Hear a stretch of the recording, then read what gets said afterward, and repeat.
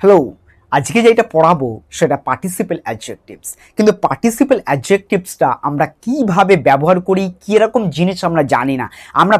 আমরা অ্যাডজেক্টিভ মানে এইটুকুনি আমরা বুঝতাম যে দোষ গুণ, কারো কিছু বিষয় কাউকে কিছু বোঝাচ্ছে, স্বভাব চরিত্র মানে যে কোনো কিছু বোঝাচ্ছে, ডিসক্রাইব করছে, সেইটা আমরা জানতাম, যাকে বাংলাতে বলা হয় বিশেষণ। এইভাবে আজকে আমরা জানবো ওই জিনিসটাকেই কিন্তু একটু পার্টিসিপেল অ্যাডজেক্টিভ, একটা সামথিং অ্যাডিং। পার্টিসিপেল কথাটা মানে হচ্ছে আমরা কিছু যুক্ত করছি, যে পার্টিসিপেলে আমরা দু ফর্ম আছে, সেটাও আমরা জানবো কি কি হচ্ছে, কি বিষয়টা পুরো ডিটেলসে তোমরা জানতে থাকো। দেখো বোর্ডে আমাদের হেডিং হচ্ছে পার্টিসিপেল অ্যাডজেক্টিভস। এই পার্টিসিপেল অ্যাডজেক্টিভসকে দুভাগে ভাগ করেছে, একটু ক্লিয়ার করে দিচ্ছি। দুভাগে ভাগ করা হয়েছে, একটা হচ্ছে প্রেজেন্ট পার্টিসিপেল অ্যাডজেক্টিভস,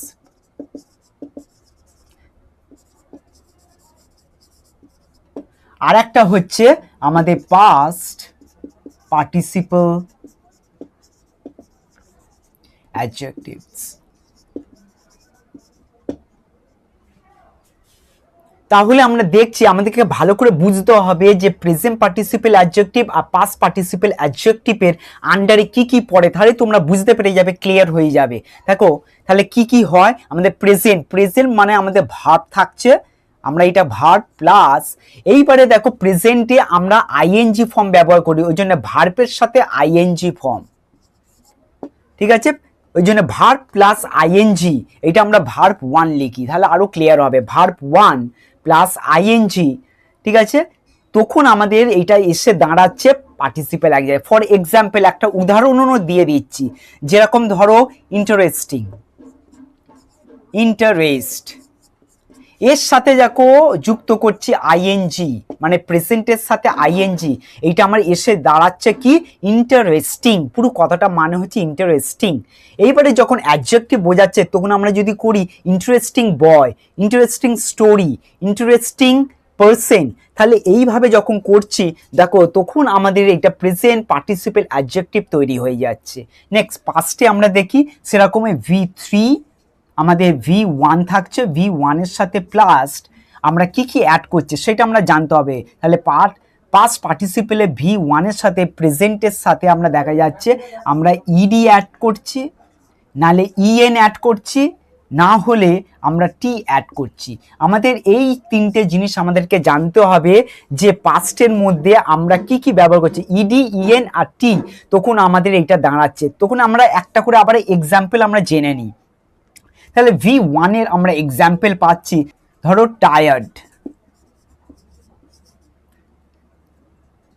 দেখো লাস্টে আমরা ইডি অ্যাড করলাম, টায়ার সাথে ইডি অ্যাড করলাম টায়ার্ড।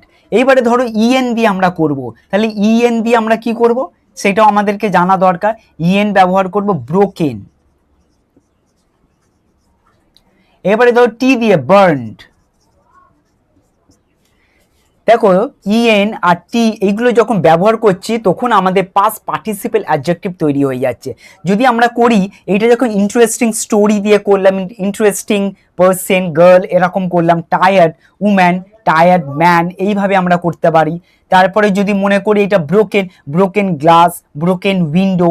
এবারে যদি করি বার্নড ব্রিক্স, বার্নড ক্লে, এইগুলো যখন আমরা ব্যবহার করছি দেখো ডিসক্রাইব করছে, আমাদের নাউনটাকে ডিসক্রাইব যখন করছে এই শব্দগুলো দিয়ে, তখন আমাদের এসে দাঁড়াচ্ছে পার্টিসিপেল অ্যাডজেক্টিভ। এক কথায় বলা হয় পার্টিসিপেল অ্যাডজেক্টিভ। তাহলে আমরা দু ধরনের অ্যাডজেক্টিভ জেনে গেলাম, আর কি কি আমরা অ্যাড করছি সেইটা কার মধ্যে কি সেটা আমি বুঝে গেলাম।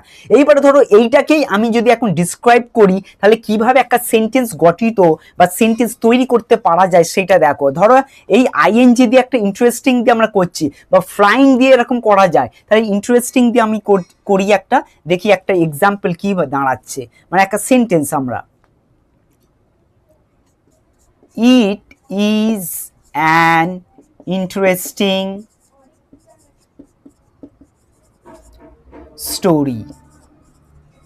যদি মুভি করতে চাই সেটাও করতে পারি, মুভি, এরকম অনেক কিছু আমরা ব্যবহার করতে পারি। It is an interesting story বা it is an interesting movie. Next number 2 এ দাঁড়াচ্ছে যেটা টায়ার্ড।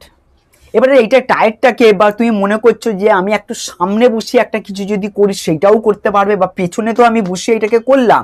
এবারে যদি মনে করো এই ভাবটাকে আমি ব্যবহার করব লাস্টে প্রথমের দিকে, তাহলে কিভাবে ব্যবহার করব?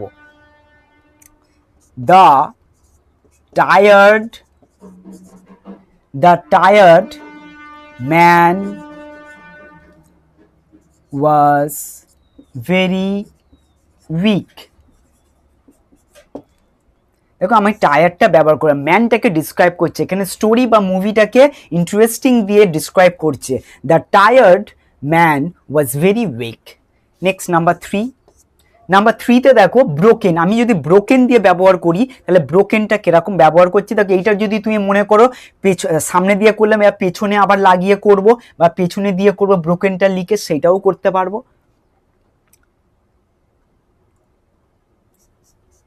হি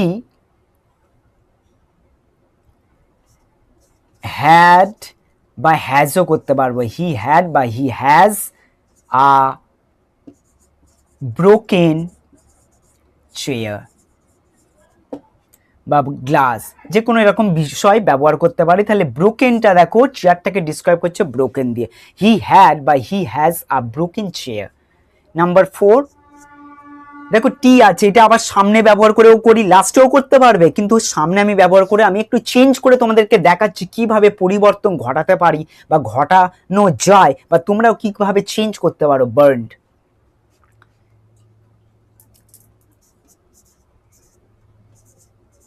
the burnt brick is so hot. The burnt brick is so hot. আরো করতে হবে, the burnt brick is made of clay.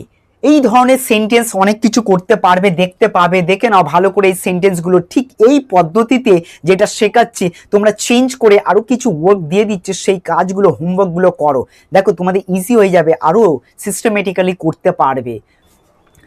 তাহলেই দেখো রাইট দ্য পার্টিসিপেল অ্যাডজেক্টিভে কিছু এক্সারসাইজ দিয়ে দিলাম, ব্র্যাকেটের মধ্যে অপশানগুলো দিয়ে দিয়েছি, সেই অপশানগুলো তোমরা তোমার মতন করে সাজিয়ে কোনটা প্রেজেন্ট বা পাস্ট কিভাবে হবে, কোনটা আইএনজি ফর্ম হবে, কোনটা ইডি ফর্ম, কোনটা টি, কোনটা ইএন অ্যাড করে করা যাবে, মানে 4টি বিষয় আমি দিয়েছি, খুব মনোযোগ দিয়ে দেখে করতে পারবে।